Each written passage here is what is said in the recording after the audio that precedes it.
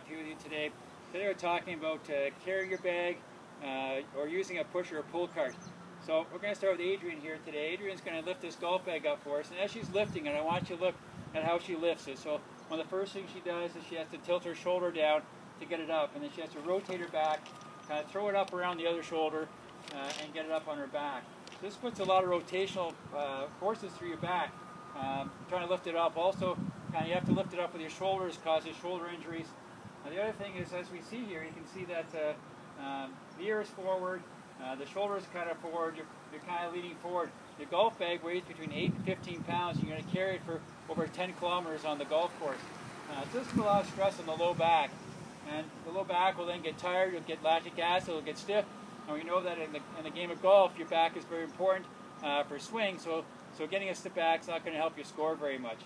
They also found that carrying a golf bag versus pushing a golf bag doesn't really burn many more calories. They found that carrying a bag for 9 holes versus pushing a bag for 9 holes versus 721 calories versus 718 calories. So you're not really burning any more calories carrying a golf bag. The Ontario or the American Junior Golf Association found that kids were getting a lot of injuries from carrying the golf bag. So they've actually changed their policy now that in all American Junior Golf Association tournaments, kids can actually carry or use a non-motorized golf cart to pull their bags. So now we're going to talk a bit about, should I pull my cart or should I push my cart? Well, when you're pulling a cart, what happens is the cart's behind you, so you have to turn your shoulder and turn your back in order to pull the cart behind you. What that does is put a lot of stress on your shoulder and again a lot of torsional force on your back. And again, you're going to be pulling this for over 10 kilometers on the golf course, leading to shoulder issues, leading to back issues.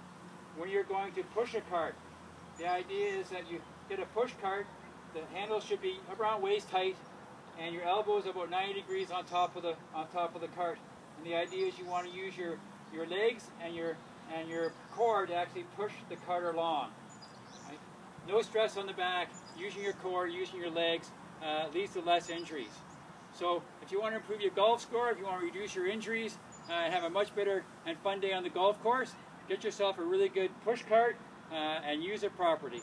If you have any questions about anything you've seen today, you can always email me at jgoldsworth@goldswithwellness.com. I'm Dr. Jeff, and I've got your back.